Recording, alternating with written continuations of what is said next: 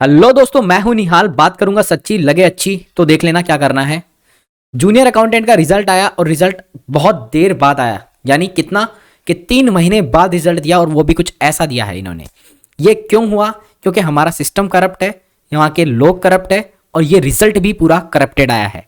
Seriously guys, ये जो 3 महीने का टाइम बताए क्यों लिया है इन्होंने? इसीलिए लिया है कि जो लेन देन की जो बात चल रही थी वो जल्दी जल्दी आते रहे, देते रहे और उनके नाम ऐड करते रहे। अगर ऐसा नहीं होता तो शायद ये जो रिजल्ट की लिस्ट आई है इसी के साथ एक और प्रोसीजर किया जाता, वो ये कि यहाँ पे कट ऑफ मार्क्स डिस्क्लोज किए जाते। मैं सिर्फ कट ऑफ मार्क्स की बात कर रहा हूं यहाँ पे। मैं नहीं बोल रहा आपका रिजल्ट डिस्क्लोज किया जाता है या कुछ भी, मैं सिर्फ कट ऑफ की बोल रहा हूं। क्योंकि इन लोगों को जिनको सेलेक्ट किया गया है, आप नाम देख रहे हो, UR, OBC, SC, ST, EWS, PWBD, इन सब को जिनको सेलेक्ट किया गया है, इनके कुछ तो नंबर आए होंगे, किसी लिमिट से ऊपर नंबर रहे होंगे, तब जाके इनका डॉक्यूमेंट वेरिफिकेशन में नाम आया। तो कम से कम वो लिमिट ही जिसको बोलते हैं हम कट ऑफ, वही डिस्क्लोज कर देते तो शायद हमें संतुष्टि मिलती कि हमारे इतने नंबर नहीं आए होंगे, तब जाके इनका नाम यहाँ पे आया है। पहली बात तो ये। दूसरी बात, मैं आपको कुछ तथ्यों के माध्यम से आपको ये पूरे रिजल्ट की चर्चा करके समझाना चाहता हूं। पूरा वीडियो लास्ट तक देखना कि अब क्या हो सकता है, क्या नहीं हो सकता, और ये वैकेंसी में आपके पास क्या ऑप्शंस है अब करने के लिए। देखो, एज एन ये देखो स्कैम हुआ है। और किसी सभ्य व्यक्ति ने एक और चीज बोली है, मैं आपको फिर से हाईलाइट करके बताना चाहता हूं कि ये जो घोटाला हुआ है ना, इसको घोटाला मत बोलो, नहीं तो आप असभ्य कहलाओगे कि आपने असभ्य भाषा का प्रयोग किया है। ये जो फर्जीवाड़ा हुआ है ना, इसको फर्जीवाड़ा मत बोलो। ये जो स्कैम हुआ है, इसको स्कैम मत बोलो। ये जो धोखाधड़ी हुई है, इसको धोखाधड़ी मत बोलो। ऐसा किसी सभ्य व्यक्ति ने किया है जो आपको इसी फील्ड में एक कोचिंग इंस्टीट्यूशन चलाते हैं। और मैं अभी तक उनको अच्छा मानता था क्योंकि वो बहुत सिलेक्शन देते थे। लेकिन आज उन्होंने जब बच्चों का हाथ छोड़ दिया है ना, इस मामले में, इस पोजीशन में आके, जस्ट बिकॉज उनके सिलेक्शंस आ रहे हैं, तो उनको ये स्कैम भी है ना, वर्ड असभ्य लग रहा है। क्यों? कि ये धोखाधड़ी हुई है। अब मैं तो खुद पर्सनली बोल रहा हूं, घोटाला हुआ है, धोखाधड़ी हुई है, फर्जीवाड़ा हुआ है। क्यों हुआ है इसका रीजन मैं आपको बता देता हूं।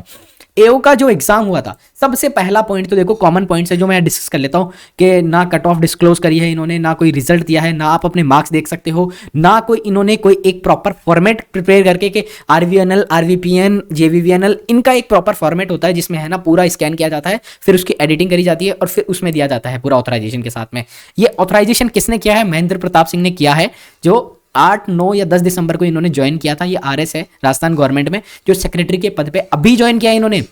आरवीपीएन में, आरवीयूपीएन में इन्होंने अभी रिसेंटली ज्वाइन किया है। इससे पहले हनुमान ढाका जी थे, वो भी सेक्रेटरी थे, वो भी इसी पद पे थे, इन्होंने पदभार संभाल रखा था। अब मैं आपको पूरी चर्चा खुल के करके बताने वाला हूं इस चीज के बारे में। सबसे पहले तो एक यूनिफॉर्म प्रोसीजर फॉलो नहीं किया गया है बाकी रिजल्ट्स की तरह।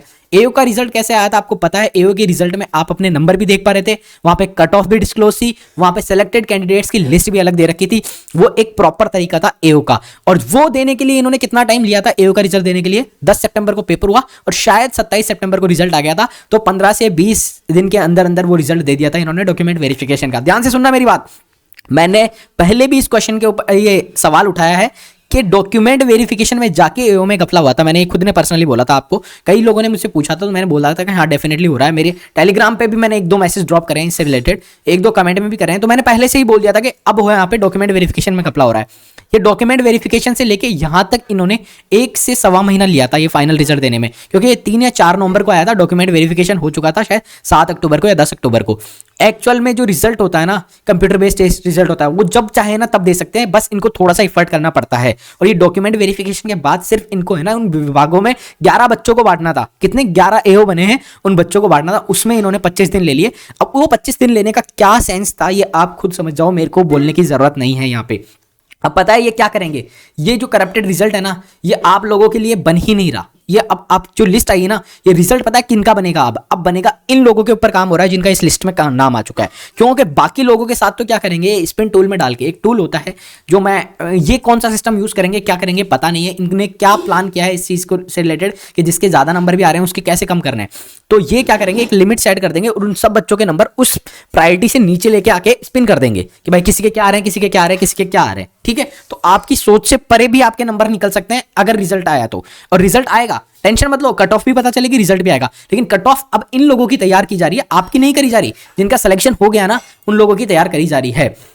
अब यहाँ पे एक चीज ये है कि 2.5 से 3 महीने लिए इन्होंने रिजल्ट देने में, और उसमें भी क्या दिया इन्होंने, सिर्फ नाम दिया। और रिजल्ट क्यों दिया इन्होंने, क्योंकि अब इतना प्रेशर क्रिएट हो रहा था। 1-2 बार जाके ये सचिव से मिल चुके थे, उपेंद्र यादव जी जो बेरोजगार संघ के अध्यक्ष है, अपन लोग सारे के सारे मिलकर यहाँ पे मुहिम चला रहे थे। सीएमजे वाले सर जो सो कॉल्ड बहुत ही महान सर कहलाते हैं, ठीक है, मैं भी उनकी अप्रिशिएट करता हूं, लेकिन अब यहाँ पे ये खड़े नहीं हो रहे ना ये बच्चों के साथ, इसलिए मेरे को दुख हो रहा है। इसलिए मैं थोड़ा सा उनको इस तरीके से, इस लहजे से बोलना चाह रहा हूं उनको कि इन्होंने जब नेम दे दिया ना कि सिर्फ, उसके बाद तो इनको खड़ा होना चाहिए कि कट ऑफ वगैरह ये सब इसी टाइम पे आती, तब तो यहाँ पे क्लियरिटी रहती, क्योंकि अभी भी आएगी, अब आएगी, लेकिन ये इन बच्चों का रिजल्ट जो अभी रिजल्ट में नाम आए ना, उनका रिजल्ट बना के फिर इनको दे देंगे। मैं आपको फिर से ये चीज समझाना, कंप्यूटर बेस्ड टेस्ट होता है ना, उसका रिजल्ट कभी भी दे सकता है, कभी भी सिस्टम जनरेटेड रिजल्ट होता है, बस इसमें टाइम क्या लगता है, कट ऑफ तैयार करने में टाइम लगता है, जनरलाइजेशन यानी नॉर्मलाइजेशन करने में टाइम लगता है, और उन बच्चों को आइडेंटिफाई करने में टाइम लगता है। मतलब वो तो आइडेंटिफाई हो ही जाते हैं कि जिनके कट ऑफ मार्क्स, लेकिन वो डिसीजन लेने में टाइम लगता है बस,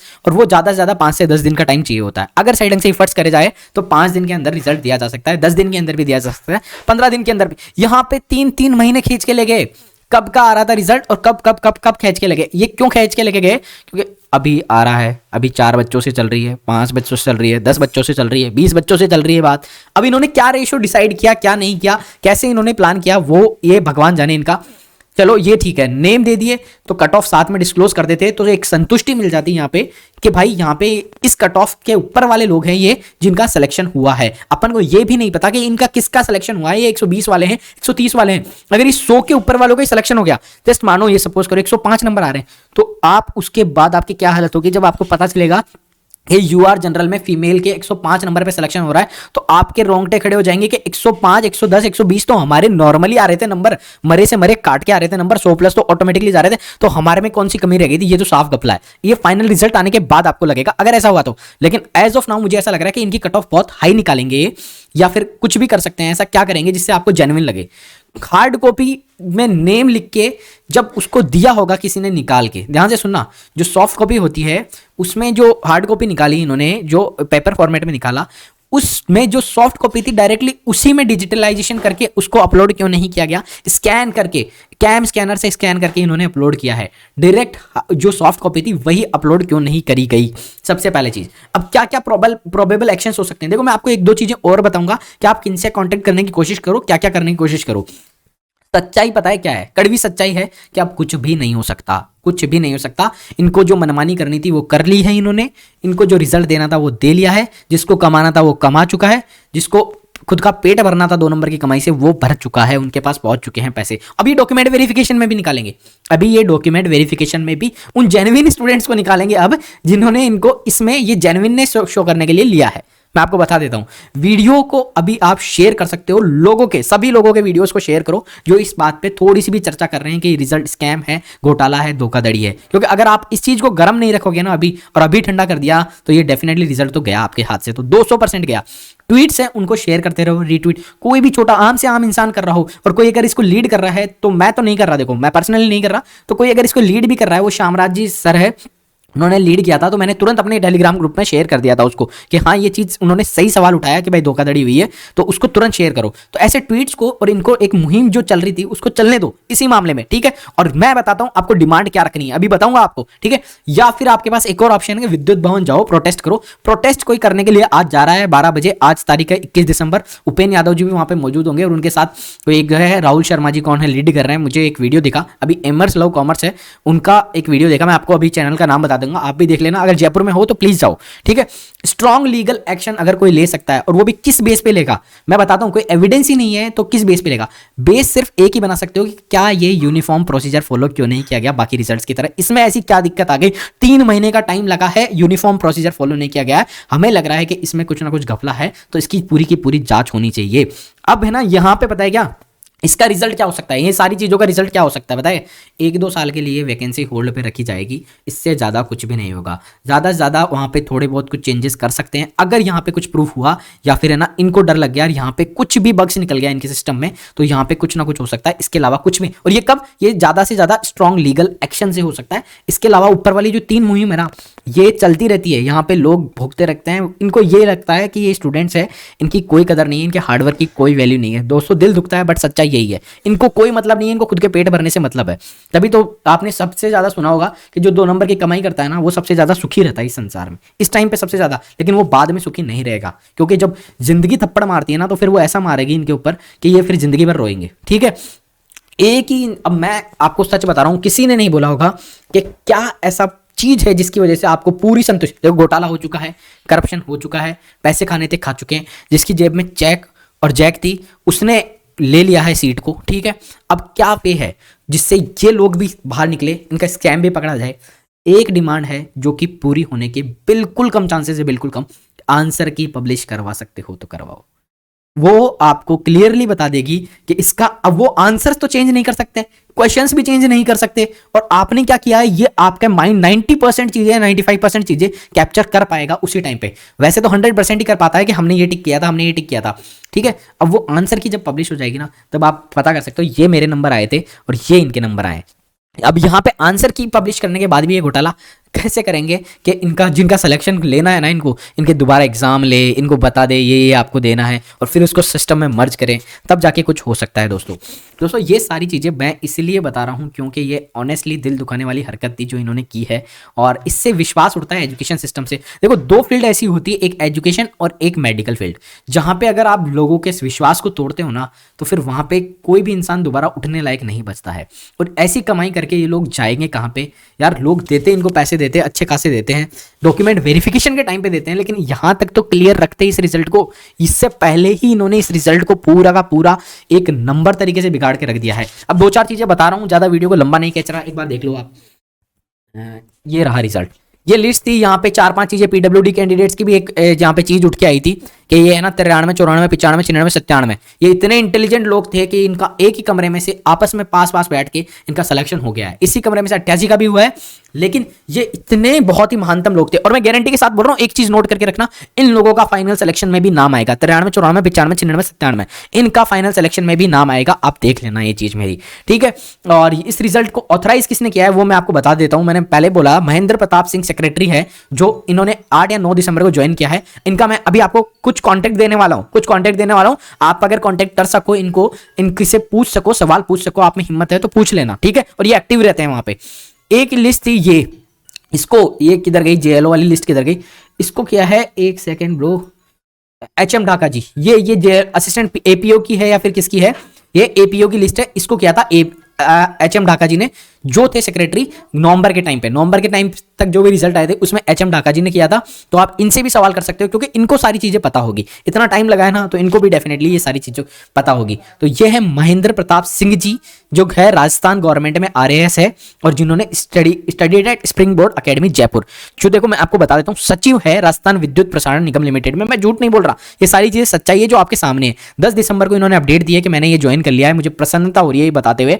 ये इनकी कुछ शक्ल है और इन्होंने ऑथराइजेशन दिया है, जो रिजल्ट का था ना, मैं आपको जूनियर अकाउंटेंट दिखाया था, इसके नीचे इनको कांग्रेचुलेशन वगैरह बोला है। और ये है एचएम ढाका जी, जो इससे पहले थे, ये भी राजस्थान गवर्नमेंट में RAS eight government of Rajasthan. मेरे कर्सर की तरफ देखो अगर आपको दिख रहा नहीं है तो, ये अपडेट कम रहते हैं यहाँ पे, लेकिन अगर इनका कोई कॉन्टेक्ट नंबर तो इनसे सवाल करो, ये वो लोग हैं जो आपको पुख्ता चीज जवाब दे पाएंगे, या इनके ऊपर प्रेशर क्रिएट करोगे। वैसे तो होने को कुछ भी नहीं बचा है अब, लेकिन ये लोग हैं जिनको सारी सच्चाई पता है, जिनके अंडर में ये सारी चीजें हुई है। ठीक है दोस्तों, ये पब्लिक प्लेटफॉर्म है, इससे ज्यादा मैं आपको कुछ बोल नहीं सकता यहाँ पे, क्योंकि गुस्सा बहुत आता है, ऐसी बातें सुन के दिल दुखता है, क्योंकि मानहानि का केस ठोक सकते हैं, कुछ भी हो सकता है यार। ये गवर्नमेंट है, सिस्टम किसी को भी कहीं से भी बर्बाद कर सकती है, कोई से बड़े से बड़ा टेररिस्ट हो, कोई से भी बड़े से बड़ा चोर हो, कोई से बड़े से बड़ा कोई भी अफसर हो, किसी को भी जेल की सलाखों के पीछे बिना पूछे डाल सकती है गवर्नमेंट। ये चल रहा है सिस्टम में भी, ऐसे ऐसे कानून है, ऐसा ऐसा कॉन्स्टिट्यूशन है, कॉन्स्टिट्यूशन भी भ्रष्टाचारी लोगों के द्वारा बनाया गया है और उसमें भी भ्रष्टाचार घुसा दिया गया है, ऐसे ऐसे कानून है, आपने पढ़े होंगे तो आपको बहुत अच्छे से पता होगा।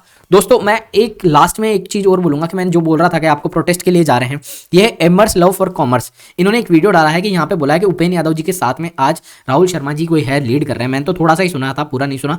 तो आज 12 बजे ये लोगों के साथ इकट्ठे हुए, ज़्यादा से ज़्यादा लोग आए, अगर 40-50 लोग भी इकट्ठे होते हैं तो वहाँ पे थोड़ा सा प्रभाव जाएगा, और प्रभाव नहीं जाएगा ना, ये चीज़ गर्म नहीं होगी ना, तो दोस्तों आपके हाथ से ये वैकेंसी तो जा चुकी है और इसमें कोई भी क्लियरिटी या ट्रांसपेरेंसी भी नहीं मिलेगी आपको।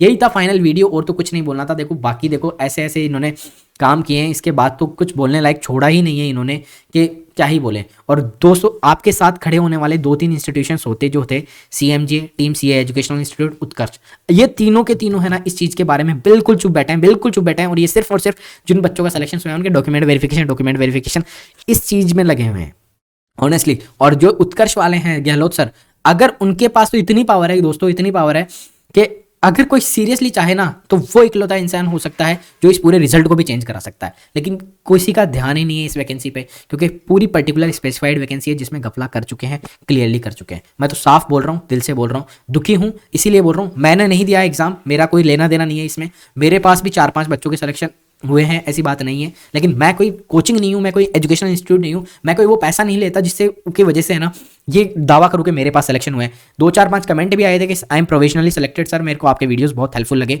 60-70 मैसेजेस में मेरे को 10 से 15 मैसेजेस ये थे कि डॉक्यूमेंट वेरिफिकेशन का प्रोसीजर क्या होगा सर, कि हम आपको ये क्रेडिट देंगे कि हमने आपसे पढ़ाया है, कि रही बस आप हमारे साथ खड़े हो जाओ। तो ऐसे ऐसे लोग हैं, वो लोग भी जा रहे हैं, मेरे को ये नहीं पता उनके पास दूसरे इंस्टीट्यूशंस के पास ऐसा हुआ है, लेकिन उन्होंने मेरे को ऐसा ऐसे मैसेज करके बताया है कि हम डॉक्यूमेंट वेरिफिकेशन का सारा प्रोसीजर में आप हमारे साथ खड़े रहो, वी विल से दैट हमारा सिलेक्शन आपकी वजह से हुआ है। मेरे को ऐसे लोग चाहिए ही नहीं थे, क्योंकि मैं नहीं उनका साथ दूंगा, बिल्कुल दूंगा, लेकिन मैं ऐसे लोगों को ये नहीं बोल रहा क्योंकि मैंने कोई एजुकेशन इंस्टीट्यूट नहीं चला रखा, धंधा नहीं चला रखा यहाँ पे। जिस दिन चलेगा उस दिन मैं आपको भी लूंगा, बिल्कुल बिल्कुल लूंगा, क्योंकि लेना चाहिए ऐसे लोगों को। क्योंकि जो आ रहे हैं आगे से बोल रहे हैं कि आपका इंस्टीट्यूशन से पढ़ाई करिए, डेफिनेटली मेरे को शो करना चाहिए कि हाँ ये मेरे इंस्टीट्यूट का बंदा है, और क्यों नहीं करना चाहिए।